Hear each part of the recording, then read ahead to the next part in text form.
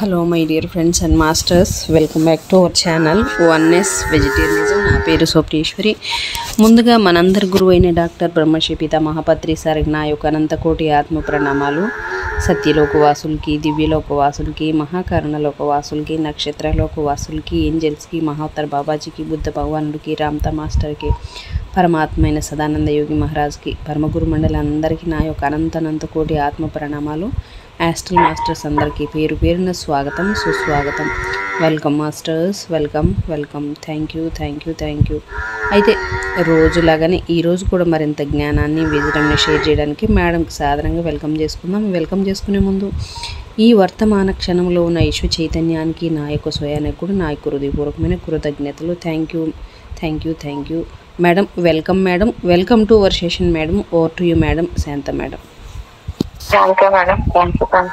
ముందుగా మన గురువు గారని బ్రహ్మర్షి పితామహ పత్రీశ్వర్ గారికి, స్వర్ణమాల పత్రి మేడం గారికి, విశ్వంలోని గురువులందరికీ నా ఆత్మ ప్రణామాల కృతజ్ఞతలండి. అలాగే స్వప్నేశ్వరి మేడం గారికి నా హృదయపూర్వక ధన్యవాదాల కృతజ్ఞతల ఆత్మ ప్రణామాలు తెలుపుకుంటూ, నా తల్లిదండ్రులకు ఆత్మ ప్రణామాల కృతజ్ఞతలు, నాకు ఎంతగానో సహకరిస్తున్న నా కుటుంబ సభ్యులందరికీ కూడా ఆత్మ ప్రణామాల కృతజ్ఞతలు. Thank you. ఈ రోజు సూక్ష్మ శరీర యానం పుస్తకం చివరి భాగం చదువుతున్నానండి.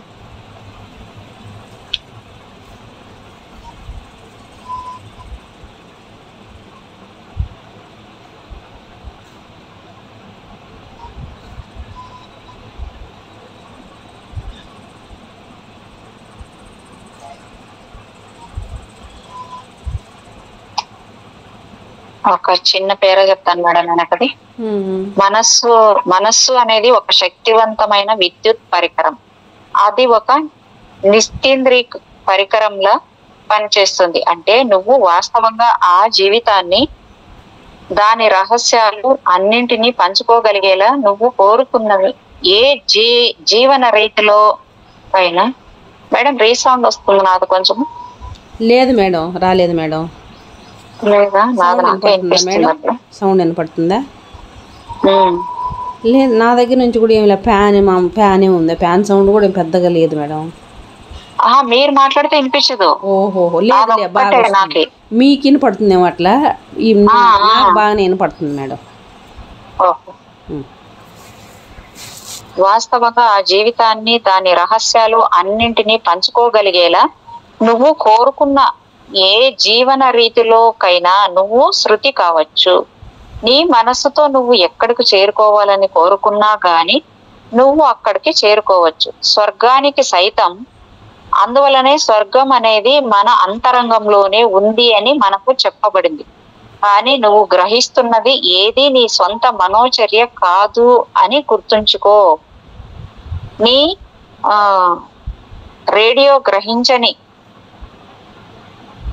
వీటిని ఏది నీ రేడియో కానట్లుగానే రేడియో మరి మనస్సు అనేవి కేవలం పరికరాలు మాత్రమే అని. అవి కేవలం పునరుక్తం వస్తాయి. కానీ ధ్యానం ద్వారా సృజనాత్మక సంకల్పాలను సిద్ధించుకోవడానికి, స్వర్గంలోకి శృతి కావడానికి నువ్వు నీ అధిమానసానికి, అంటే దానిని అప్పటి వరకు అతి కొద్ది మంది మాత్రమే వినియోగిస్తున్నారు, శిక్షణ ఇవ్వవచ్చు. అవును, కానీ స్వర్గం అంటే ఏమిటి అని అడిగిందన్నమాట ఆమె. ఎవరు? వెరిటీ. ఒకవేళ అది భగవంతుడి మనస్సు అని, లేదా దాని బదులు ఆ మనస్సు యొక్క ప్రతిబింబం అని నేను నీకు చెప్తే కనుక అది నీకు ఏమైనా తెలియజేయగలదా? మరి ఆ మహోన్నత మానసము చేత సృజించబడిన నీ మనస్సు కూడా దానిలోని భాగమే అని చెప్తే కనుక నీకు ఏం తెలుస్తుంది? మనలో చాలా మందిలో, మన సంపూర్ణ మానసాల్లో కేవలం ఓ అతి సూక్ష్మమైన భాగం మాత్రమే పనిచేస్తుంది. నువ్వు చేయవలసినది ఏమిటి అంటే నీ మనస్సును జాగృత పరచాలి, వాస్తవంగా ఆలోచించడం నేర్చుకోవాలి. అప్పుడు నువ్వు ఎంతో సృజనాత్మకమైన విలువైన పనులను చేస్తావు. రాఫేల్, నేను తీవ్రమైన దుఃఖాన్ని అనుభూతి చెందుతూ అడిగాను, మీరు నాకు బోధించడానికి రావడం నిజంగా ఇదే ఆఖరి పర్యాయమా? అవును, ఎన్నో పౌర్ణిమల వరకు ఇదే చివరిసారి. కానీ నిన్ను ఓదార్చడానికి నా ప్రియ నేస్తమా, ఈ సాయంత్రం నువ్వు కోరుకున్నది ఏదైనా చూడడానికి, ఎంపిక చేసుకోవడానికి నేను నిన్ను అనుమతిస్తాను. నేను చాలా నిమిషాల పాటు గాఢంగా ఆలోచించాను. ఆ తర్వాత నేను తల పైకెత్తాను. ఆ మధ్య వయస్కుడు తన స్ఫటిక గోళంలో దర్శించిన దాన్ని మీరు నాకు చూపించడం గుర్తుంది కదా. అతను ప్రత్యేకించి ఆ దృశ్యాన్ని ఎందుకు చూశాడు రాఫేల్ అని అడిగిందనమాట.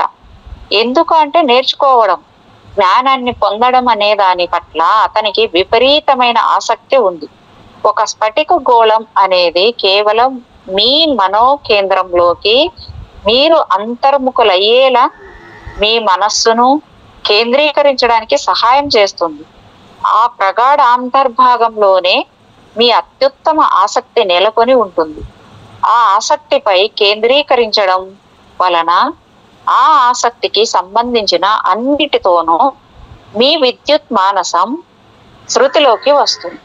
మీ మనస్సు ఒక విధమైన టెలివిజన్ సెట్ లాగా పనిచేస్తుంది. మరి మీ హృదయానికి అత్యంత సమీపంగా ఉన్న దానిని దానితో ప్రతిధ్వనిలో ఉండడం వలన మీరు చూడగలుగుతారు. అయితే రాఫేల్, మీ హృదయానికి అతి దగ్గరగా ఉన్నది, మీ స్ఫటిక గోళంలోకి మీరు చూసినప్పుడు కనిపించేది అయిన మీ దార్శనికతను నేను చూడాలి అని అనుకుంటున్నాను. ఎంతో మనస్ఫూర్తిగా నేను పట్టుబట్టి అడిగాను. చాలాసేపు నిశ్శబ్దం రాజ్యం ఏలింది. ఆ తర్వాత నా మిత్రుడు తల పైకెత్తి జవాబు ఇస్తూ నా వైపు నిశితంగా చూశాడు. నువ్వు ఆ విధంగా నా గాఢాంతర్గతంలోని రహస్యాలు శోధించాలి అని ఎందుకు కోరుకోవాలి వెరిటీ? నేను సిగ్గు వాల్చాను, కానీ మొండిగా సమాధానం చెప్పాను. మీ ఆశలన్నింటి లక్ష్యము నాకు తెలిస్తే కనుక నేను వాటి కోసం మరింత మెరుగైన విధంగా కృషి చేయగలుగుతాను అని అన్నాను. నువ్వే గెలిచావు వెరిటీ. నీ ఉద్దేశం అసౌకర్యాన్ని కలిగించేంతగా సరైనదే అన్నాను. రాఫేల్ నిగూఢమైన నవ్వుతో, కనుక నీ విన్నపాన్ని తప్పనిసరిగా మన్నించాల్సిన పరిస్థితిలో నేను ఉన్నాను. అయితే ఎన్నో తరాలు గతించిపోక ముందే మానవాళికి స్వర్ణయుగం వస్తుంది అనే సంపూర్ణ విశ్వాసం నాకు ఉంది అని తెలుసుకో. ప్రజలు భావి నాగరికత కోసం సమాయత్తమయ్యేలా సహాయపడడం కోసం నేను ఎల్లప్పుడూ భావి నాగరికతను ఊహించుకోవడం దానికి ప్రయత్నిస్తాను అని కూడా తెలుసుకో. నీకు తెలుసు కదా, కుంభరాశి యుగాన్ని నిర్మించడానికి అవసరమైన బోధనను మనకు అందించడానికి యేసుక్రీస్తు తిరిగి వస్తాడు అని అనేక వేల మంది ఇప్పటికే ఆశిస్తున్నారు. ఈ పునరాగమనం కోసం గొప్ప ముందు చూపు, పునరాలోచన అవసరం. రా వెరిటీ, మనం వెళ్ళి నా స్ఫటిక గోళంలో చూద్దాం. అతను నా కోసం చేయి చాచి తన కుర్చీలో నుంచి పైకి లేచాడు. నేను ఉత్సుకతతో ఒక్క ఉదుటను లేచి అతని ప్రక్కన నిలబడ్డాను. నా భౌతిక శరీరాన్ని వదిలి వచ్చినా లేదా అనేది గమనించడాన్ని సైతం మర్చిపోయాను. మేము తళతళలాడుతున్న వెన్నెలలో వేగంగా తేలుతూ వెళ్ళాం. ఒక్క నిమిషంలోపే అనుకుంటాను మేము మరోసారి జ్ఞాన భవంతిని అంటే హాల్స్ ఆఫ్ లెర్నింగ్ చేరుకుని తమ పనిలో నిమగ్నమై ఉన్న సమూహాలను నిశ్శబ్దంగా దాటుతూ వెళ్ళాం. సుపరిచితమైన పెద్ద స్ఫటిక గోళం ఉన్న ఒక చిన్న ఆశ్రయంలోకి మేము ప్రవేశించాం. ఒక్క మాట కూడా మాట్లాడుకోకుండా మేము ఇరువురము అక్కడ కూర్చొని దానిలోకి నిశితంగా చూడడానికి మమ్మల్ని మేము సమాయత్తం చేసుకున్నాం. ఆ స్ఫటికం అంతా పొగ కమ్మేలోపు ఆనందంగా ఎదురు చూస్తున్న రాఫేల్ ముఖ కవళికలను గమనించే సమయం నాకు చిక్కింది.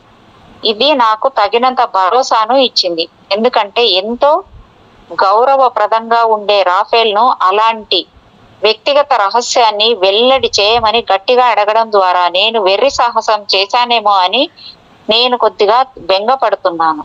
అతని స్వప్నాలు, ఆశలు రాబోయే తరాల్లో ఒక నూతనమైన మెరుగైన నాగరికత వచ్చే సంభావ్యతపై కేంద్రీకృతమై ఉన్నట్లు స్పష్టంగా తెలుస్తోంది. నా హృదయంలో కూడా పెంపొందుతున్న ఆకాంక్షతో ఇది సరిపోల్చుతుంది. మరి నా గురువుకు నాకు మధ్య గల అనుసంధానానికి కూడా కారణం ఇదే అయి ఉంటుంది. ఆ స్ఫటిక గోళపు లోతుల్లో నుంచి నా ముఖంపై కదలాడడం మొదలుపెట్టిన ఒక ప్రకాశవంతమైన కాంతి వలన నా ఆలోచనలకు ఆటంకం కలిగింది. నేను ముందుకు వంగి లోపలికి తొంగి చూశాను.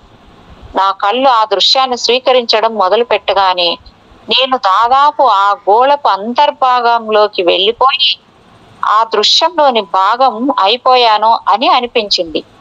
మేము అతని దార్శనికతను పంచుకోవడం మొదలు పెట్టినప్పుడు రాఫెల్ నా ప్రక్కకు వచ్చి ఆసక్తితో నిండిన సాహచర్యం కోసం నా చేతిని పట్టుకోవడం నాకు తెలిసింది. మొదట్లో నేను చూసినది ఏమిటో నేను అంతగా అర్థం చేసుకోలేకపోయాను.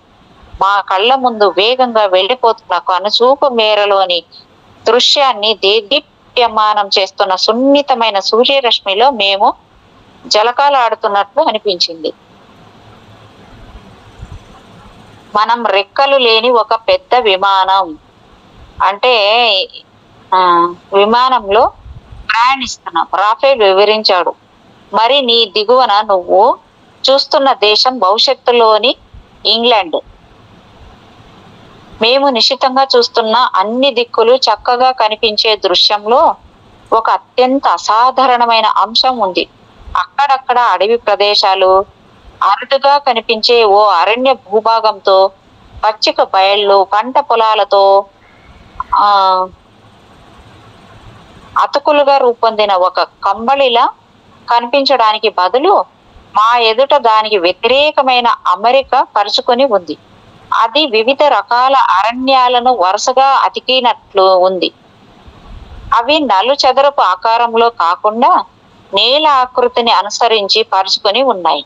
చుట్టూ కంచెలు ఉన్న పొలాలు మరి ఇల్లు లేవు. వాటికి బదులు ప్రజలందరూ ఉపయోగించే రహదారుల అంచుల్లో పచ్చిక ధాన్యపు మొక్కలు, సలాడు కూరగాయలు, చిన్న చిన్న మొక్కలు ఉన్నాయి. మొక్కలను ఎంతో ఆసక్తితో, సంతోషంతో నాటి సంరక్షిస్తూ ప్రజలంతా అవసరాలకు అనుగుణంగా వినియోగించుకోవడాన్ని గమనించవచ్చు. ఈ వన మార్గాల పొలిమేరల్లో ఎల్లవేళలా కాపుతోనే ఉండే స్ట్రాబెర్రీలు, మరి నేల మీద తక్కువ ఎత్తులో ఎదిగే ఇతర పండ్ల మొక్కల్లో నుంచి పెరిగిన పండ్ల చెట్లు, పొదలు ఒత్తుగా పరుచుకొని ఉన్నాయి. దూర దూరాలకు విస్తరించి ఉన్న ఈ పండ్ల చెట్లు అంచున వివిధ రంగుల్లోనూ ఆకారాల్లోనూ ఏపుగా ఎదిగిన అడవులు ఉన్నాయి. నా సహచరుడు నేను ఈ దృశ్యాన్ని చూస్తున్న సమయంలో మేము ప్రయాణిస్తున్న విమానము ఆ చెట్ల మీద తక్కువ ఎత్తులో దాదాపు వాటిని రాసుకుంటూ వెళ్తూ ఉంటుంది. అంతేకాదు, మేము సూక్ష్మ దర్శిని లాంటి లక్షణం ఉన్న కిటికీలో నుంచి బయటకు చూస్తున్నట్లు కనిపించింది. ఎందుకంటే అతి చిన్న వివరాలను కూడా మేము గమనించగలుగుతున్నాం. అందువలన అడవుల్లో గట్టి పెంకుతో ఉండే గింజలు గల పండ్ల చెట్లు చాలా ఎక్కువగా ఉన్నాయి అనేది స్పష్టమైంది. సమున్నతంగా ఎదిగిన అద్భుతమైన వాల్నట్ వృక్షాలు, స్పానిష్ అడవి బాదం చెట్లు, గంగరేణు చెట్లు అత్యధిక మోతాదుల్లో ఉండడం కనిపించింది. బ్రహ్మదారువు చెట్లు, గొడుగులు విస్తరించే దేవదారు వృక్షాలు, మెడ్లర్ పండ్ల చెట్లు, సీమ దానిమ్మ చెట్లు, ఎల్టర్ బెర్రీ వృక్షాలు, ఇలా అంతులేనన్ని రకాల చెట్లు ఒకదాని ప్రక్కన ఒకటి విస్తరించి ఉన్నాయి.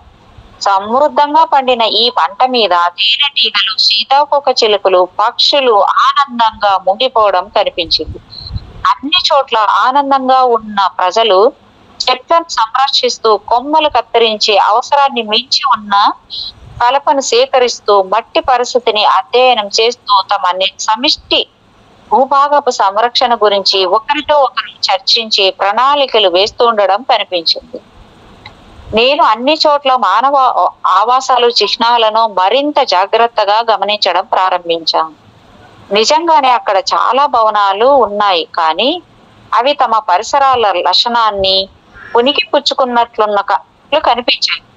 వాటిపైన సూర్యరశ్మి లేదా నీరు లేదా పచ్చదనంతో నట్లున్న వర్ణాలు పడుతున్నాయి కనుక అవి తూనీగ రెక్కల మీద నిర్మించబడినట్లు కనిపిస్తున్నాయి. ఆ ఇల్లు ఒక విధమైన గాజుతో రూపొందించబడ్డాయి. రాఫెల్ ఉత్సాహంగా వివరించాడు. అణుశక్తి నుంచి గ్రహించబడే వెచ్చని గాలులు ఆ గాజులో నుంచి ప్రవహిస్తాయి. మనం వాటిని మరింత దగ్గరగా పరిశీలిద్దాం. వృక్షాల పుష్కలత కొంత తక్కువగా ఉన్నట్లు కనిపించిన ఒక జిల్లా మీద ఇప్పుడు మా విమానం అతి నెమ్మదిగా చక్కర్లు కొట్టడం మొదలుపెట్టింది. ఆ భవనాలన్నీ ఒక పెద్ద డైసీ పువ్వు లాంటి నమూనాలో రూపకల్పన చేయబడి ఉన్నాయి అని గ్రహించే వరకు నేను వాటిని ఒక్కొక్కటిగా పరిశీలించాను. ఆ నమూనా మధ్య భాగాన్ని ఒక అతి పెద్ద భవంతి ఆక్రమించుకొని ఉంది. దాని నుంచి అన్ని వైపులా చిన్న చిన్న భవనాల కిరణాలు ప్రసరించినట్లుగా ఉన్నాయి. మనం ఇప్పుడు ఒకేలాంటి అభిరుచి గల ప్రజలు నివసించే ఒక చిన్న పట్టణాన్ని చూస్తున్నాము అన్నాడు రాఫెల్. కేంద్ర స్థానంలో ఉన్న ఆ పెద్ద భవనంలో ప్రజలు సాంఘిక అవసరాలకు సంబంధించినవి అన్నీ ఉంటాయి. ఆ పట్టణపు క్లబ్బు, వినోద కేంద్రము, ఆరోగ్యపరమైన సేవలు, ప్రాథమిక విభాగము, పారిశ్రామిక విభాగము, ప్రార్థనా మందిరము, పాఠశాల, అది పట్టణ వాసులకు బట్టలు ఉతికి ఇస్త్రీ చేసి పెట్టడం మొదలైన సేవలను కూడా అందిస్తుంది. ఈ ప్రజలు ప్రధానంగా పండ్లు, గింజలు, సలాడ్లు, మొలకెత్తిన ధాన్యాన్ని ఆహారంగా తీసుకుంటారు. మనకు తెలిసిన విధంగా ఆహారాన్ని పంచుకోవడం అనేది ఉండదు. ఇక్కడ ఉన్న ప్రజలంతా హస్తకళల్లో నైపుణ్యం ఉన్నవాళ్ళు. వాళ్ళు వస్తు మార్పిడి మరి పరస్పరం ఇచ్చిపుచ్చుకునే విధానంలో వస్త్రాలను, కుర్చీలు, బల్లులు మొదలైన సామగ్రిని ఒకరి కోసం మరొకరు తయారు చేస్తారు. వాళ్ళు స్వయం పాలితులుగా ఉండి తమ దేశ ప్రభుత్వానికి, ప్రపంచ ప్రభుత్వానికి కూడా దోహదపడతారు. టెలివిజన్ ద్వారా ఇదంతా ఎంతో సులభంగా సాధించబడింది. ప్రజలు బుల్లితెర ద్వారా ఒకరితో మరొకరు కలిసి తేనీటిని సేవించవచ్చు, విద్యాభ్యాసాన్ని పొందవచ్చు, తమ వ్యాపారాన్ని కూడా నిర్వహించుకోవచ్చు. స్థానికంగా ప్రయాణించవలసిన అవసరం అనేది ఏ మాత్రము ఉండదు. నేను మైమర్చిపోయాను. ఇది స్వర్గంలా ఉంది, నేను గట్టిగా అన్నాను. కానీ ఇంతటి అద్భుతమైన జీవన విధానం వాస్తవంగా ఎవరికైనా వస్తుందా? అవశ్యంగానే అది రాగలుగుతుంది, మరి వస్తుంది. రాఫెల్ దృఢంగా అన్నాడు. ఒకవేళ మనం ప్రపంచపు ధన జాడ్యాన్ని భంగపరచగలిగితే కనుక అది అతి త్వరలోనే వస్తుంది. ప్రస్తుతం మనమంతా డబ్బుకు బానిసలం. ఎందుకంటే అసలు మొట్టమొదట మనం భయానికి బానిసలం. మన పట్ల, మన సొంత భద్రత పట్ల భయం. మనం ఇది మర్చిపోతాం. మొదట దైవ సామ్రాజ్యాన్ని పొందు, ఆ తర్వాత మిగిలినవన్నీ నీకు జోడించబడాయి. పద, ఇప్పుడు మనం వెళ్ళి లండన్ నగరాన్ని చూద్దాం. ఆ విమానం వేగంగా వెనుదిరిగి గాలిలో నెమ్మదిగా పైకి లేచింది. ఈ విమానంలో నాకు ఇంజిన్ మోత వినిపించడం లేదు, నేను వ్యాఖ్యానించాను. ఇదంతా అణుశక్తి ద్వారా చేయబడుతోంది అని బదులు వచ్చింది. ఇది శబ్దం లేకుండా పొగ రాకుండా ఉంటుంది, ఎంతో చవకైనది కూడా. అది గాలిలో నుంచే గ్రహించబడి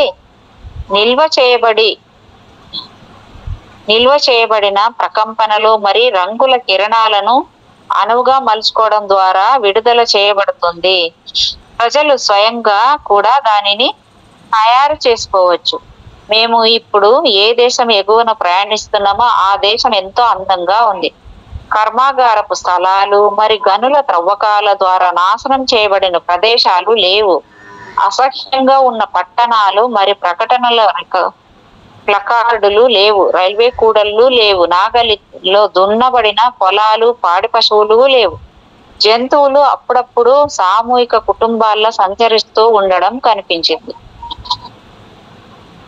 రైలు రవాణా వ్యవస్థ అంతా నేల అడుగున ఉంటుంది అన్నాడు రాఫెల్. నా ఆలోచనలను చదువుతూ, బొగ్గు గనుల త్రవ్వకాలతో సహా నేలను త్రవ్వడము, నాగళ్లతో దున్నడము అనేది పాతకాలపు కిరాతక చర్యగా భావించబడుతుంది. పెద్ద ఎత్తున పంటలు పండించడం అనేది ఉండదు. అన్ని చెట్ల జీవ రసాయనిక శాస్త్రము మట్టిపై అవి చూపించే చర్యలు జాగ్రత్తగా అధ్యయనం చేయబడ్డాయి. చెట్లు పరస్పరం సహాయపడగలిగేలా, భూసారం తగ్గకుండా ఉండేలా చెట్లు ఎల్లప్పుడూ కలిసి నాటబడతాయి. ఈ ప్రణాళిక వలన చీడపీడలు కూడా సోకవు. ఇక జంతువుల విషయానికి వస్తే ఆహారం లేదా వస్త్రాల కోసం అవి ఏమాత్రము దుర్వినియోగానికి గురి కావడం లేదు. ప్రకృతి క్రమాన్ని నెరవేర్చడానికి అవి అనుమతించబడుతున్నాయి. సమస్త జీవరాశుల పట్ల తమ బాధ్యతను అంగీకరించడానికి ప్రజలు నేర్చుకున్నారు. మానవులు స్వయంగా తానే ఓ వేటాడే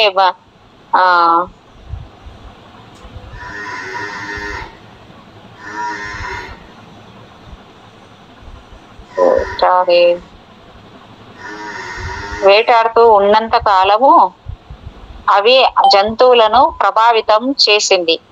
జంతు సామ్రాజ్యంలోని వేటాడే స్వభావాన్ని నిర్మూలించడం అనేది ప్రస్తుతం మానవుడి కర్తవ్యం. జంతువుల పిల్లలు తల్లిపాలు తాగే దశను దాటిన తర్వాత వాటిని అన్నింటినీ బంధించి మాంసరహితమైన ఆహారాన్ని ఇస్తూ అన్ని జంతువుల పిల్లులను కలిపి పెంచడం అనే అభ్యాసం ద్వారా మానవులు దానిని సాధిస్తున్నారు. ఆ విధంగా చిన్నారి కుందేలు పిల్లలు, మరి అడవి పిల్లి పిల్లలు, నక్కలు, మరి పక్షుల పిల్లలన్నీ ఒకే కుటుంబంలో పెంచబడుతున్నాయి. పంటలను నాశనం చేయకుండా ఉండేలా కూడా వాటికి శిక్షణ ఇవ్వబడుతుంది. అవి దాదాపు పెద్దవైనప్పుడు వాటిని స్వేచ్ఛగా వదిలేస్తారు. జంతువులు ఒకదానినొకటి వేటాడి తినడం ఆపేసిన వెంటనే ప్రకృతి జనన నిష్పత్తిని దానికి అనుగుణంగా తగ్గిస్తుంది అనేది కనుగొనబడింది. అంటే మానవాళి విషయంలో కూడా ఇదే వర్తిస్తుంది. జంతువులు మరి వృక్ష రూపాలతో అటువంటి కృషి చేయడం అనేది వృద్ధులకు, పడుచువారికి ఆత్మానందాన్ని కలిగించేదిగా ఉంటుంది. ఆహా, లండన్ వచ్చేసింది. నేను క్రిందకు చూశాను. మొదట నేను అక్కడక్కడ పెద్ద భవనాలలో ఉన్న ఒక తోటను తప్ప మరేమీ గుర్తించలేకపోయాను. చివరకు నేను గ్రహించినది ఏమిటంటే, నిజానికి నేను ఒక మహానగరం యొక్క చదునైన పైకప్పుల మీద నిర్మించబడి విస్తారంగా పరుచుకుని ఉన్న తోటల వైపు చూస్తున్నాను అని గ్రహించాను. అక్కడ పొగ లేదు, పొగ గొట్టాలు లేవు, రణగుణ ధ్వనులతో కూడిన వాహనాలు రద్దీ లేదు. ఆ పై కప్పు మీద ఉన్న తోటల్లో పిల్లలు ఆడుకుంటున్నారు లేదా తమ సలాడ్ మళ్ళను సంరక్షిస్తున్నారు. వీధుల్లో జనాలు అతి కొద్దిగానే ఉన్నట్లు, దుకాణాలు అనేవే లేనట్లు కనిపించింది. నేను ఇంతకు ముందే నీకు చెప్పిన విధంగా రాఫెల్ వివరించాడు. ప్రజలు ఒకరి కోసం మరొకరు అందమైన వస్తువులను తయారు చేస్తారు. అందరూ ఏదో ఒక కళా నైపుణ్యం ఉన్న వాళ్లే కనుక దుకాణాల అవసరమే ఉండదు. ఇక్కడ ఉత్పత్తి చేయలేని వస్తువుల కోసం ఆహారం మరి వస్తువుల ఉత్పత్తిలో అవసరానికి మించి ఉన్నదంతా వస్తు మార్పిడి కోసం విదేశాలకు ఎగుమతి చేయబడుతోంది. ఇది చాలా వరకు ఆరు బయట జీవితంలానే ఉంది. తమ వివిధ వృత్తుల్లో నిమగ్నమై ఆనందంగా ఉన్న ప్రజల వైపు రెప్ప వేయకుండా చూస్తూ నేను ఆశ్చర్యంగా అన్నాను, చక్కని వాతావరణంలో ఇదంతా పర్వాలేదు, కానీ లోక ప్రసిద్ధమైన ఆంగ్లేయ వాతావరణం సంగతి ఏమిటి? విరివిగా చెట్లను నాటడం అనేది ఆ వాతావరణాన్ని మళ్ళీ ప్రకృతి ఉద్దేశించిన విధంగా మార్చేసింది. నా సహచరుడు చెప్పడం కొనసాగించాడు. సరైన విధంగా అడవులను తిరిగి పెంచడం వలన తేమ శాతం నియంత్రించబడి గాలులను వ్యాపింపజేసి వేడిని మరి చల్లదనాన్ని తగ్గిస్తుంది. ప్రపంచ ప్రభుత్వపు పర్యవేక్షణలో ఇదంతా ప్రపంచవ్యాప్తంగా చేయబడినప్పుడు ప్రపంచపు శీతోష్ణ స్థితి ఎంతో మెరుగవుతుంది. భూమి కోతకు గురి కావడం అనేది అరికట్టబడుతోంది. అనావృష్టి, ఎడారులు, కరువు కాటకాలు, వరదలు, తుఫానుల విషయము లోను అదే జరుగుతుంది. ఈ ప్రజలు ఇప్పుడు దానిని సాధించారు కనుక వాళ్లకు ఇదంతా ఎంతో సరళమైనదిగా, సహజమైనదిగా అనిపిస్తోంది. రాఫెల్ సంతోషంగా విజయగర్వంతో ఉన్నట్లు కనిపించాడు. నేను అతని వైపు దొంగచాటుగా ఓరచూపు చూశాను. అతని దార్శనికత అనేదే అతని సర్వస్వం అని స్పష్టంగా తెలిసిపోతుంది. ఒకవేళ నిజంగానే అది కేవలం ఓ దర్శనమే అయితే కనుక నేను ఎంతగానో సంభ్రమానికి గురయ్యాను. మేము ఎట్టకేలకు లండన్ కు చెందిన ఒక సుపరిచిత ప్రాంతానికి చేరుకున్నాం. థేమ్స్ నది. ఆ నది వంపులు ఎప్పటిలానే సముద్రం వైపు మనోజ్ఞంగా సాగిపోతున్నాయి. కానీ ఆ నదీ తీరాలు ప్రజలకు క్రీడా మైదానాలుగా మారినట్లు కనిపిస్తోంది. ఇక్కడ మళ్ళీ అసహ్యకరమైన మురికి అనేది కనిపించడం లేదు. నీటి అంచుల వెంబడి క్లబ్ హౌసులు, తోటలు ఉన్నాయి. చిన్న చిన్న కృత్రిమమైన ఇసుకతో కూడిన బీచ్ల అంచుల చుట్టూ ప్రజలు పండ్ల చెట్లను నాటి సంరక్షిస్తున్నారు. అన్ని చోట్ల పిల్లలు గంతులు వేస్తూ, ఈత కొడుతూ, మరి చదువుకుంటూ దృఢంగా, మరి ఎండ వలన కమిలిన చర్మంతో ఉన్నారు. ఆ తీరాల వెంట ఆరు బయట మైదానాల్లో ప్రజలు నాట్యం చేస్తున్నారు. ఈ సంపూర్ణ ధ్యాసను ఆటంకపరచకుండా ఉండడం కోసము నేను రాఫెల్ చొక్కా చేతిని లాగి నెమ్మదిగా గుసగుసలాడినట్లుగా అడిగాను. రాఫెల్, ఇదంతా ఎంతగానో కోరుకోదగినది, ఆదర్శవంతమైనది. కానీ ప్రపంచానికి ఇంతగా మార్చేయడానికి ఏమి జరిగే ఆస్కారం ఉంది? నా మిత్రుడికి నా ఈ ప్రశ్న నచ్చింది అని స్పష్టంగా తెలిసిపోతుంది. అతను దీర్ఘంగా శ్వాసించాడు. నేను నేర్చుకున్న దాని ప్రకారము దాని అర్థం ఏమిటి అంటే, నేను ఓ సుదీర్ఘమైన సమాధానాన్ని పొందబోతున్నాను. వెరిటీ, ఈ రెండు ప్రపంచ యుద్ధాలు వాస్తవానికి ఒకే యుద్ధం. మరి వాటి దుష్ఫలితాలు కొన్ని దశాబ్దాల కాలం అలానే ఉంటాయి. ఈ శతాబ్దపు ఆరంభంలో మానవాళి నివసించిన అమిత సంతృప్తితో కూడిన పరిస్థితులను అది వ్రేళ్లతో సహా పెకిలించేస్తుంది. మానవాళి తీవ్ర వేదన మరి దిగజారిపోవడం ద్వారా కఠినమైన విధానంలో తన గుణపాఠాలను నేర్చుకోవాలని తన సుప్రసిద్ధమైన సంకల్ప స్వేచ్ఛతో మానవాళి దృఢంగా నిశ్చయించుకుంది. కానీ పరిణామ క్రమం అనేది కొనసాగి తీరాలి. మరి దానిని పురికొల్పడం అనేది చివరకు మానవాళిని అతలాకుతలం చేసి కల్మషాలు, అణచివేతలన్నింటినీ బహిర్గతం చేస్తుంది. ఆ విధంగా ప్రజలకు తమ ప్రస్తుత స్థితి ఎంత స్పష్టంగా చూపించబడుతుంది అంటే, ప్రపంచవ్యాప్తంగా విపరీతమైన ప్రతిస్పందన, విరక్తి, ఉత్కంఠ చోటు చేసుకుంటాయి. ఈ ఆధ్యాత్మిక విప్లవం మానవాళి యొక్క వైఖరి అంతటిని ఎంతటి పతాక స్థాయికి తిరిగి చేరుస్తుందంటే, సమస్త ప్రపంచం యొక్క వాతావరణము లేదా ఆరా మార్పు చెందుతుంది. ఈ మార్పు ప్రపంచ చరిత్రలో ఒక మహోన్నత సంఘటన చోటు చేసుకుని దానికి దోహదపడుతుంది. ఆ ఘటన ఏమిటో నీకు ఏమైనా తెలుసా వెరిటీ అనేసి అడిగాడు అనమాట. మహోన్నత ఘటన, కానీ అది వినడానికి ఎంత అద్భుతంగా ఉంది రాఫెల్. అది ఏమై ఉంటుంది? నేను ఆతృతగా అడిగాను. నిజానికి నీకు అది తెలుసు, కానీ జీవితంలోని అత్యంత ప్రధానమైన విషయాల పట్ల ప్రజలు ఇంకా జాగృతులు కాకుండానే ఉండడం అనేది సాధారణమేమీ కాదు. ఇది ఒక క్రైస్తవ దేశంగా ఉండడానికి ఉద్దేశించబడింది. క్రీస్తు తాను మళ్ళీ వస్తాను అని చెప్పాడు. దేవదూత దిగి వస్తాడు అని యూదులు విశ్వసిస్తారు. ప్రాగ్దిశలో ప్రజలు మైత్రేయుడి కోసం నిరీక్షిస్తున్నారు. సనాతన ఈజిప్షియన్లు తమ అద్భుతమైన జ్యోతిష్ శాస్త్రంలో ఇవన్నీ నమోదు చేసి ఉంచారు. మానవాళికి పరిణామ క్రమానికి చెందిన తదుపరి పాఠాన్ని బోధించడానికి రాశి చక్రపు గొప్ప గొప్ప చిహ్నాలు అన్నింటిలోనూ గోచరుడై సర్వకాల సర్వావస్థల్లోనూ వచ్చేవాడి గురించి వాళ్ళు చెప్పరు. అయినప్పటికీ మనకు ఇంత చరిత్ర, ఇన్ని పరిశోధనలు ఉన్నా గాని క్రీస్తు చెప్పిన యుగాంతము నిజంగా ఇప్పుడే అని, మరి అందువలన ఆయన పునరాగమనం అనేది మనకు అతి చేరువలోనే ఉంది అని, విధి యొక్క నాడి వేగంగా కొట్టుకుంటోంది అని పురాతనమైన శిథిలమైపోయిన నాగరికతలు అన్నీ చెల్లాచెదురైపోతాయి అనే వాస్తవము పట్ల మనం మేల్కొనకుండా నిద్రలోనే ఉంటాం. గుడ్డి వాళ్ళుగానే ఉండిపోతాం. మానవాళి అన్ని దిక్కులు చెల్లా చెదురైపోతుంది. ఆ శిథిలాల నుంచి, ఆ బూడిద కుప్ప నుంచి నవీన యుగపు ఫీనిక్స్ ఉద్భవిస్తుంది.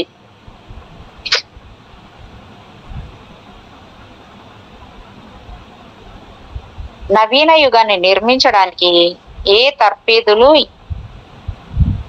ఇవ్వబడని ఒక నూతన తరము జన్మిస్తుంది. మరి నువ్వు వెరిటీ వాళ్ళతో కలిసి పనిచేస్తావు. రాఫెల్ కళ్ళు నిప్పులు చిమ్ముతున్నట్లుగా కనిపిస్తున్నాయి. అతను నా చేతిని అందుకున్నాడు. పద అతను అన్నాడు. నా దార్శనికతను మకుటామాయమానమైన దృశ్యాన్ని చూడు. ఈ సమయానికి మేము విమానాన్ని వీడి వచ్చేసాము. అందమైన ఒక పెద్ద కళాశాల లాగా కనిపిస్తున్న దానిలోకి మేము ప్రవేశించాం. ప్రజలు అన్ని వైపుల నుంచి ఆ భవనంలోకి నిశ్శబ్దంగా వెత్తుతున్నారు. మేము ఒక పెద్ద గదిలోకి ప్రవేశించాం. అక్కడ ఒక చివరన ఓ అతి పెద్ద టెలివిజన్ తెర ఉంది. ప్రజలు అక్కడ సమావేశమై పూర్తి నిశ్శబ్దంగా నిరీక్షిస్తున్నారు. రాఫెల్ నా చేతిని గట్టిగా పట్టుకున్నాడు. ఒక బంగారు కాంతి ఆ తెరపై క్రమక్రమంగా రూపుదిద్దుకుంది.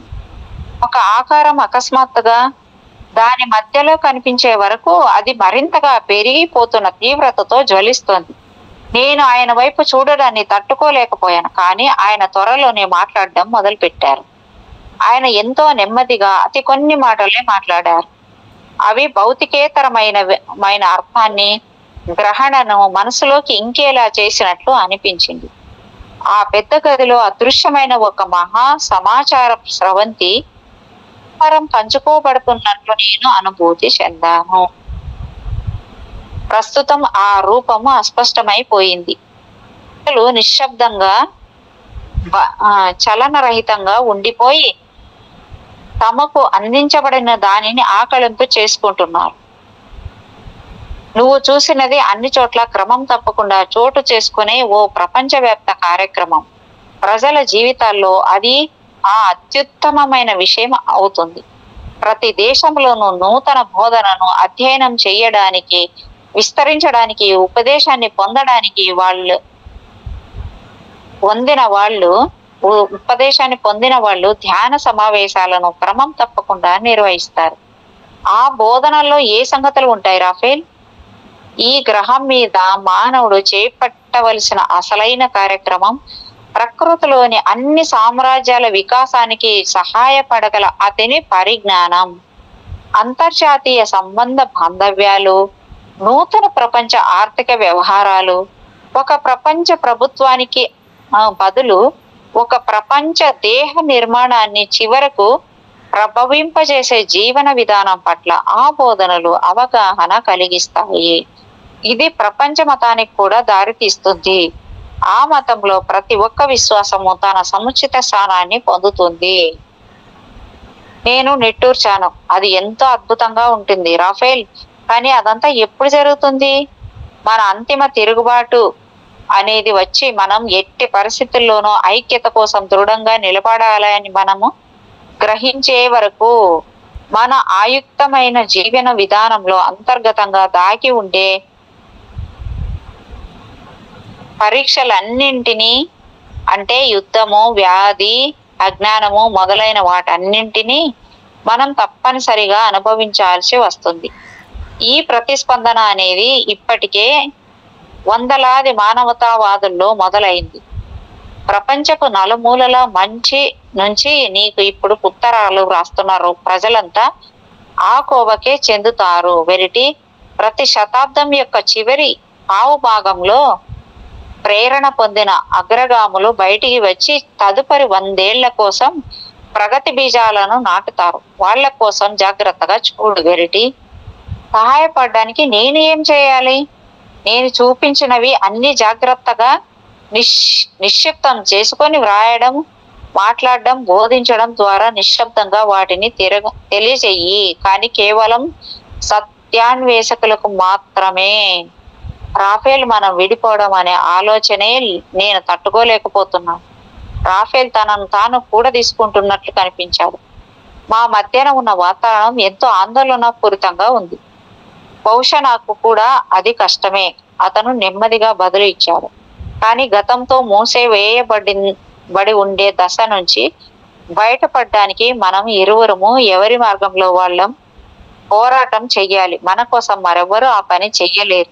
నువ్వు దైవం కాగల శక్యతను బీజ దశలో నీలోనే మోస్తున్నావు అని, మనమంతా అదే విధమైన శక్యతతో ఉన్నాము అని, అలాంటి ఒక వ్యక్తి మనోవాక్కాయ కర్మల అభిన్నత్వాన్ని, సంకల్పాన్ని, సృజనాత్మకతను పెంపొందించుకోవాలి అని గుర్తుంచుకో. నీ లక్ష్యం అలాంటిది అనే విషయం మనస్సులో నిలుపుకో. భూమిపైన దైవ సామ్రాజ్యం నెలకొల్పడాన్ని సుసాధ్యం చేయడానికి ఆత్మ తనకు తాను మెరుగుపరుచుకునే ప్రక్రియలో భాగంగా సాధ్యమైనన్ని పరీక్షలు, శోధనలు, అనుభవాలు నీకు అందించబడతాయి. కానీ దాని అసలైన భావం ఏమిటి అని నేను ఆశ్చర్యపోతున్నాను. దాని భావం ఏమిటి అంటే, ఆధ్యాత్మిక ప్రపంచానికి భౌతిక ప్రపంచానికి మధ్యన ఏ విభజన, ఏ అడ్డుతెర అనేది ఇక ఏ మాత్రము లేకుండా ఉండగలగడానికి చేతనతో కూడిన భౌతిక ప్రపంచంలోకి ఆధ్యాత్మిక సామ్రాజ్యం సంపూర్ణంగా ప్రవేశిస్తుంది. కానీ ఈ స్థితిని నువ్వు ఇప్పుడు ఊహించలేవు. రాఫేలు అభివర్ణించిన భవిష్యత్తును గురించి అబ్బురపడుతూ అతను నా కళ్ళెదుట నిలిపిన చిత్రాన్ని పంచుకోవడానికి తీవ్ర ప్రయత్నం చేస్తూ నేను అతని వైపు రెప్ప వేయకుండా చూశాను. దయచేసి చెప్పండి రాఫేల్, నేను ప్రత్యేకించి ఏం చేయడానికి ప్రయత్నించాను? మనందరికీ భవిష్యత్తులో సంభవించబోయే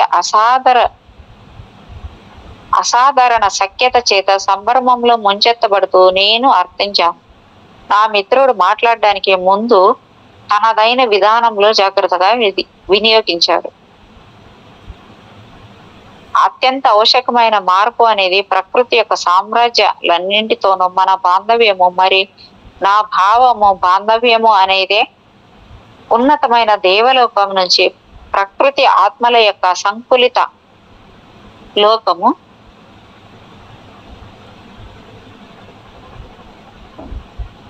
లోకం వరకు అశరీర జీవుల పట్ల ఏ విధంగా ఎరుపుతో ఉండాలి, వాళ్ళతో ఎలా సంభాషించాలి అనేది నువ్వు ఇతరులు నేర్చుకుంటారు. దానికోసం నిన్ను నువ్వు సమాయత్తం చేసుకో.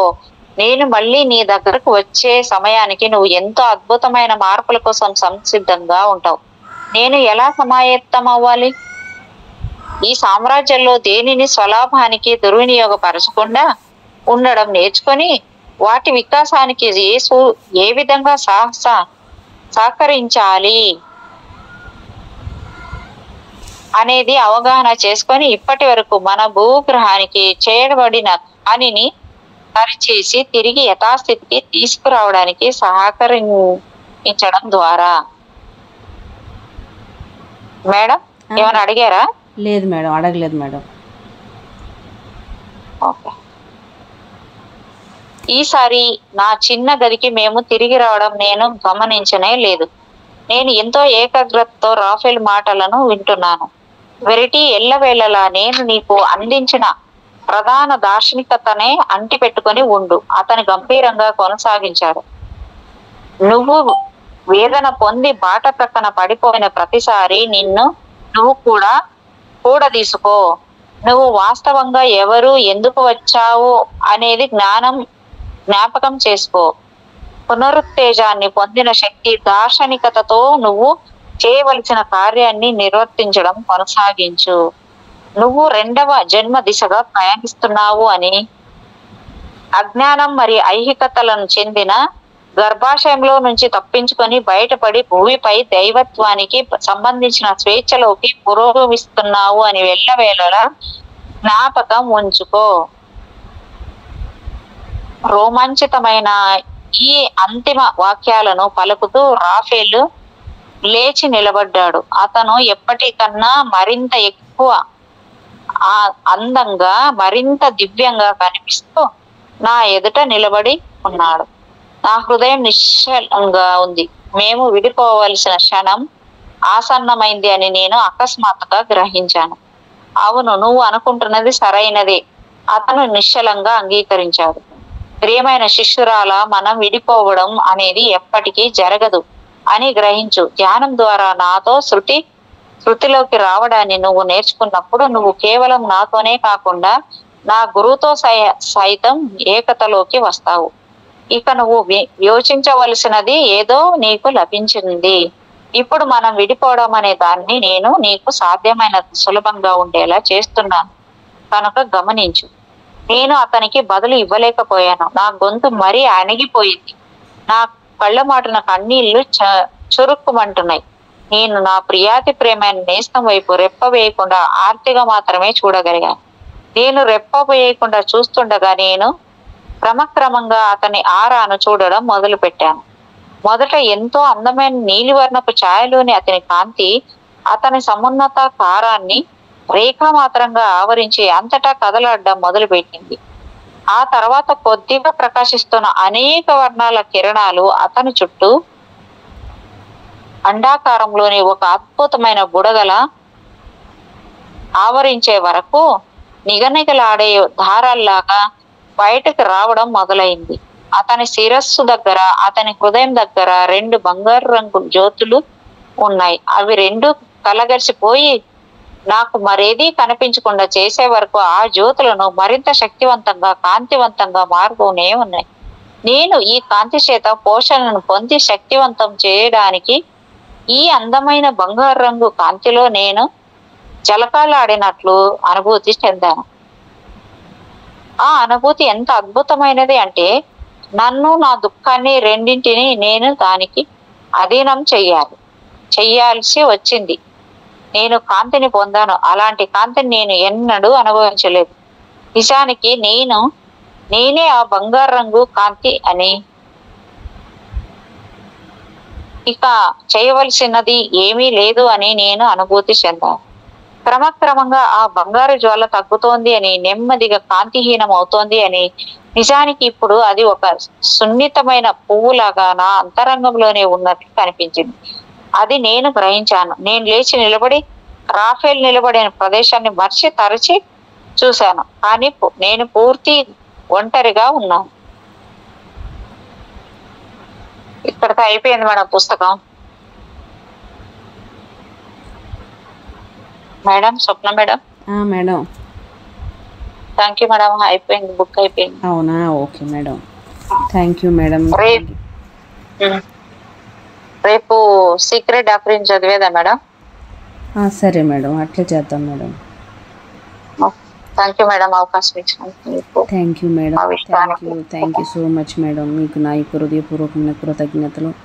మరొకసారి పరమ గురుమండలందరికీ thank you so much masters. Thank you madam.